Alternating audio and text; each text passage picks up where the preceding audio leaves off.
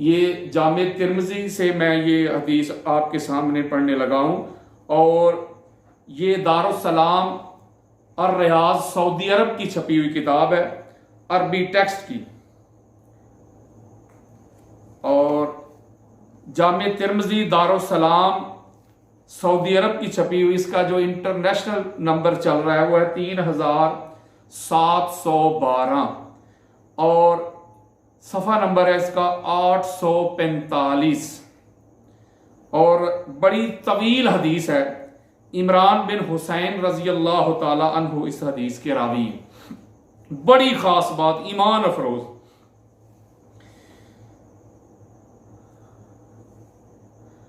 عمران بن حسین روایت کرتے ہیں، بلکہ میں پوری سند پڑھ دیتا ہوں آپ کو۔ حدثنا قتیبہ بن سعید حدثنا جعفر بن سلیمان الضبائی عن یزید الرشکی عن مطرف بن عبداللہ عن عمران بن حسین قال بعث رسول اللہ صلی اللہ علیہ وآلہ وسلم جیشا واستعمل علیہم علی بن ابی طالب۔ حضرت عمران بن حسین رضی اللہ تعالی عنہ آپ روایت کرتے ہیں، اور یہ جامع ترمذی کی میں عبارت پڑھ رہا ہوں آپ کے سامنے، کہ آقا علیہ الصلوۃ والسلام نے ایک لشکر ترتیب دیا، اور اس لشکر کا جو کمانڈر ہے، جو سپہ سالار ہے، جو امیر ہے، وہ مولا کائنات علی علیہ السلام کو مقرر کیا۔ اب آگے حدیث کیا کہتی ہے کہ جب لشکر جس مقصد کے لیے گیا، جب اس میں کامیابی ہو گئی، تو حدیث کیا کہہ رہی ہے؟ فَمَضَى فِي الصَّرْعِيَّةِ فَأَصَابَ جَارِيَةً فَأَنْكَرُوا عَلَيْهِ۔ جب بڑے لوگ ہوتے ہیں، جب بڑی ہستیاں ہوتی ہیں، جب شخصیات بڑی ہوں، تو ان کے بارے میں جب انسان گفتگو کرتا ہے، جب کنورسیشن کرتا ہے، تو اس کو چاہیے کہ الفاظ کا چناؤ جو ہے، اس کا جو انتخاب ہے، وہ شخصیت کو دیکھ کے کرے۔ بڑی جو ہستیاں ہوتی ہیں، جو بڑی شخصیات ہوتی ہیں، جو بڑی ذوات مقدسہ ہوتی ہیں، ان کی ذات کے لیے الفاظ کا چناؤ جو ہوتا ہے وہ بھی اعلیٰ ہوتا ہے، وہ عرفہ ہوتا ہے۔ جس طرح روٹین کے مطابق عام انسان، عام شخصیت سے جب انسان کنورسیشن کرتا ہے، گفتگو کرتا ہے، کلام کرتا ہے، تو اس کے الفاظ اور ہوتے ہیں، لیکن جب بڑی ہستیوں سے، بڑی شخصیات سے جب انسان گفتگو کرتا ہے تو اس کے الفاظ بالکل اور ہوتے ہیں۔ میں اس کی مثال دیتا ہوں، جیسے حضرت عباس بن عبد المطلب رضی اللہ تعالی عنہ، آقا علیہ السلام کے چچا جان، آپ سے پوچھا گیا کہ آپ بڑے ہیں یا حضور بڑے ہیں، یعنی ایج کے بارے میں پوچھا گیا، عمر کے بارے میں پوچھا گیا۔ ظاہر ہے آقا علیہ السلام کے چچا ہے ایج میں، تو اس جزوی جو چیز ہے، ایک رخ ہے، ایک ڈائمینشن ہے، ایج میں بڑے ہیں، لیکن ان کا ذرا جواب سنیں۔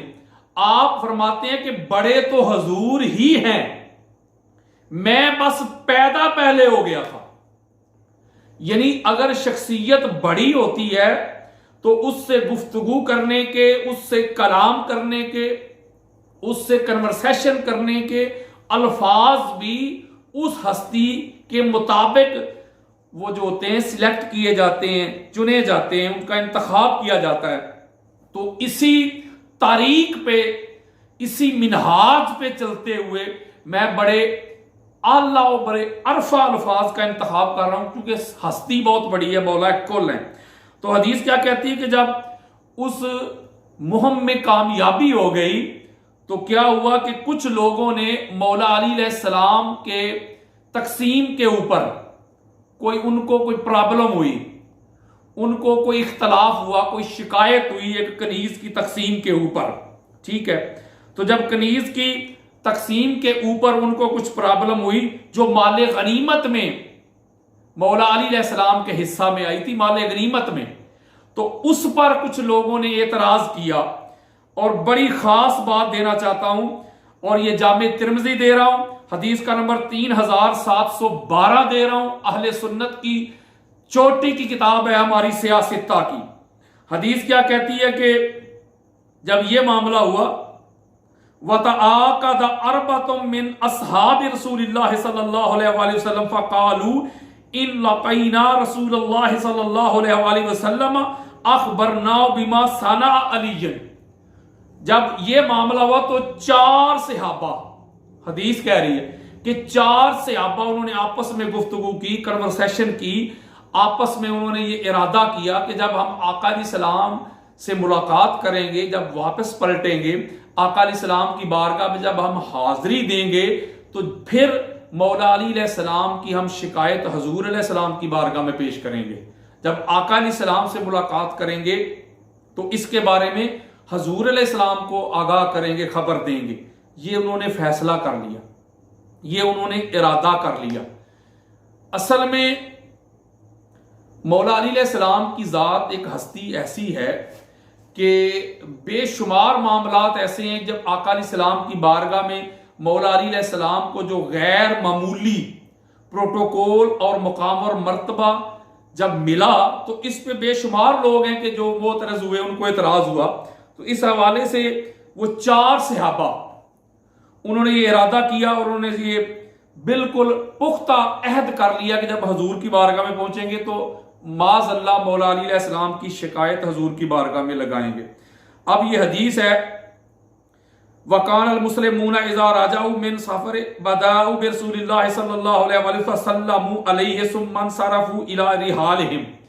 کہ مسلمانوں کا یہ اس وقت طریق ہوتا تھا، حدیث کہتی ہے یہ ان کا عمل ہوتا تھا، یہ دستور ہوتا تھا، یہ قانون ہوتا تھا، یہ آئین ہوتا تھا کہ جب صحابہ کسی مہم سے، کسی سفر سے واپس لوٹ کے آتے، پلٹ کے آتے تو سب سے پہلے آقا علیہ السلام کی بارگاہ میں سلام عرض کرنے کے لیے حاضر ہوتے اور آقا علیہ السلام کی بارگاہ میں سلام عرض کرنے کے بعد پھر اپنے گھروں کی طرف وہ جاتے.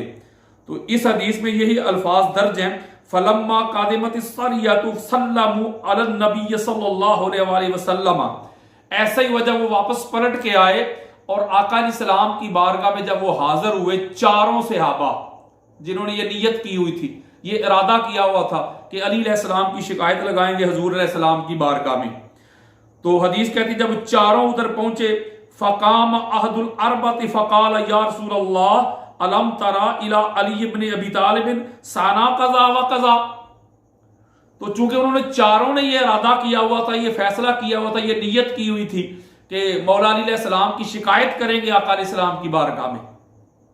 تو حدیث کہتی ہے وہ 4 میں سے پہلا کھڑا ہوا اور اس نے آقا علیہ السلام کی بارگاہ میں عرض کی یا رسول اللہ آپ نے دیکھا کہ علی ابن ابی طالب نے ادھر کیا کیا کیا. جب اس نے یہ گفتگو کی، جب اس نے یہ کلام کیا آقا علیہ السلام کو مخاطب کرتے ہوئے تو میں نے کوئی شرح بھی نہیں کی. حدیث کا متن اور اس کا ترجمہ بالکل آپ کے سامنے بیان کر رہا ہوں. حدیث کا نمبر 3712 انٹرنیشنل نمبر بتا رہا ہوں، جامع ترمذی دے رہا ہوں. عمران بن حسین رضی اللہ تعالیٰ عنہ حدیث کے راوی ہیں. وہ کیا جب پہلے بندے نے شکایت کی مولا علی علیہ السلام کی تو حدیث کیا کہتی ہے فَأَعْرَضَ عَنْهُ رسول اللہ صلی اللہ علیہ وآلہ وسلم.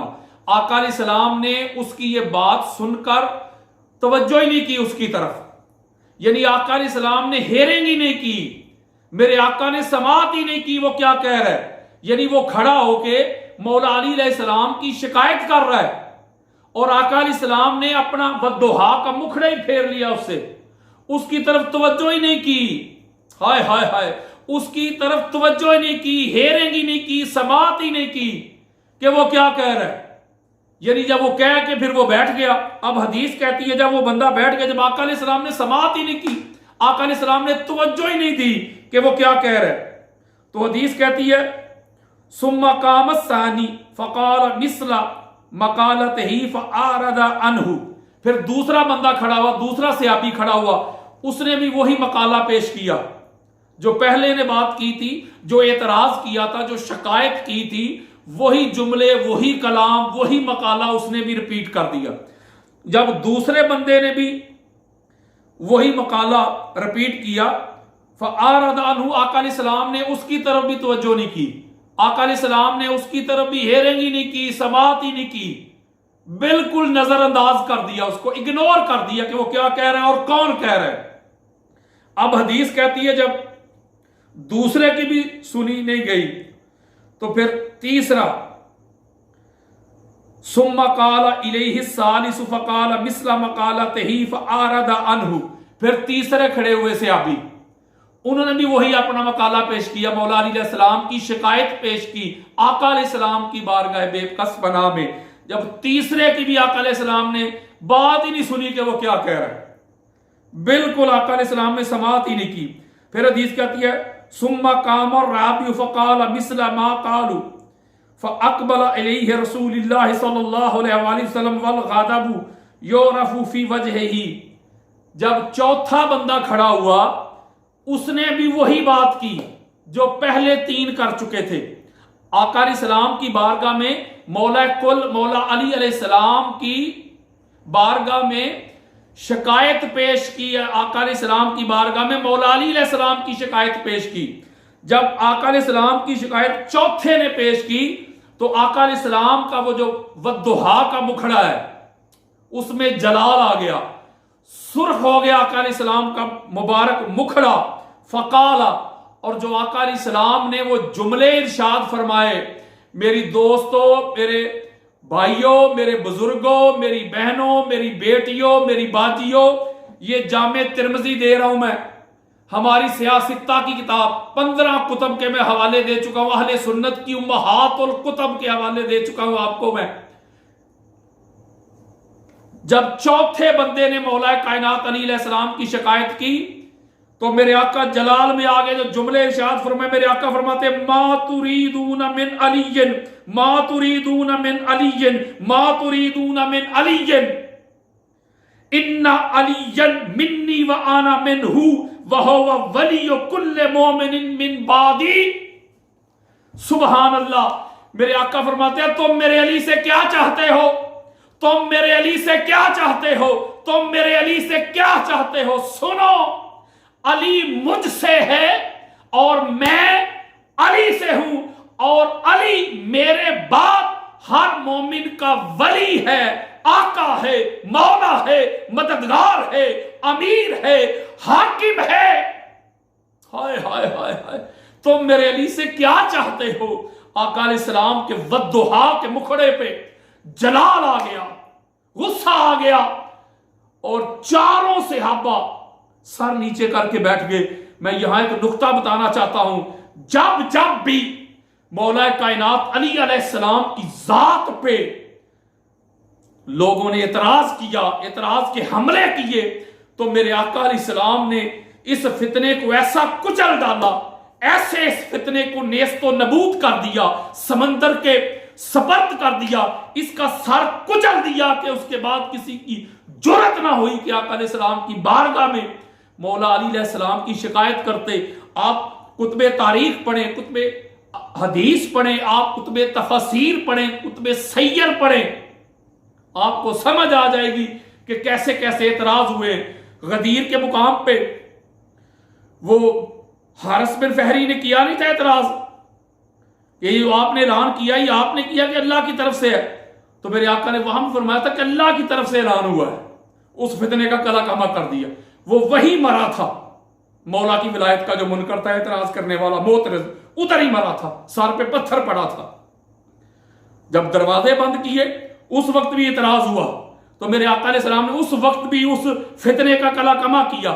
میرے آقا نے فرمایا نہ میں کسی کے دروازے بند کرواتا ہوں اور نہ میں علی کا کھلواتا ہوں، اللہ نے بند کروائے ہیں اور اللہ نے علی کا کھلوایا ہے وہ دروازہ. اور پھر جب طائف کے دن اعتراض ہوا تھا تو اس وقت بھی میرے آقا نے جلال میں آ کے اس فتنے کا کلا کما کیا تھا کہ تم کہتے ہو میں نے سرگوشی کی ہے، بلکہ وہ تو اللہ نے سرگوشی کی ہے.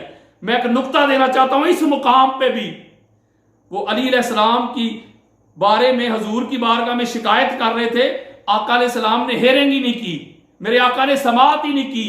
اور پھر جب جواب دینے کا وقت آیا تو جواب پھر ایسا دیا، میرے آقا نے فرمایا چاہتے کیا ہو میرے علی سے؟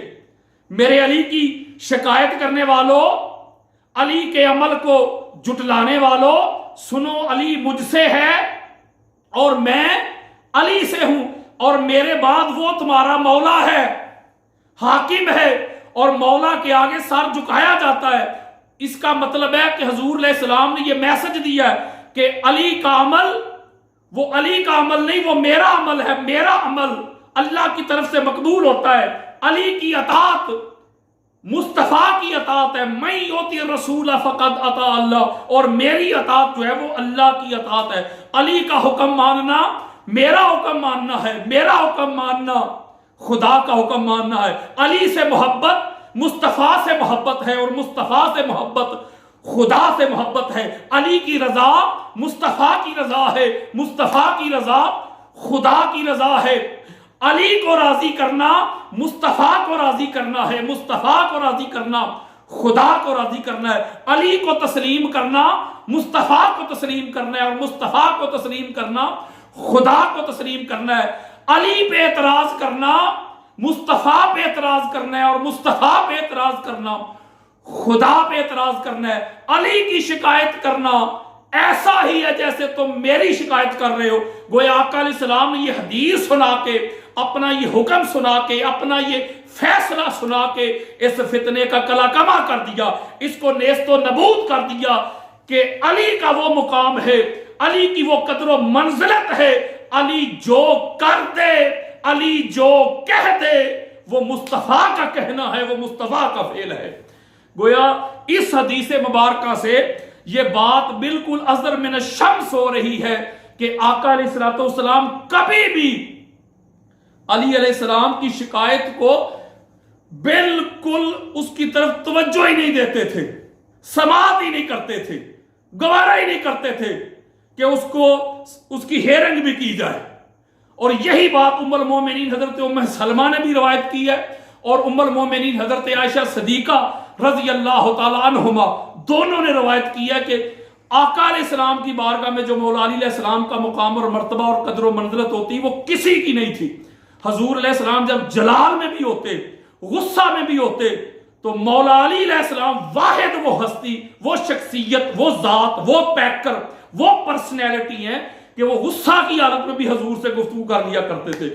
اور حضرت ام سلمہ ہی روایت کرتی ہیں، ہائے ہائے ہائے ہائے خدا کی عزت کی قسم، وہ کہتی ہے کہ اگر آقا علیہ السلام نماز بھی ادا کر رہے ہوتے نا، ہائے کسی نے آپ کو مقام علی المرتضیٰ بتایا نہیں، کسی نے آپ کو مقام علی المرتضیٰ پڑھایا نہیں، سمجھایا نہیں، سنایا نہیں، ادھر سے حسد اور بغض، اناد، کینہ جو مولا علی علیہ السلام کا لے کے پھرتے ہو مولوی جی، وہ نکال کے باہر پھینک کے کتابیں پڑھو گے تو پھر مولا کا مقام اور مرتبہ سمجھ میں آئے گا۔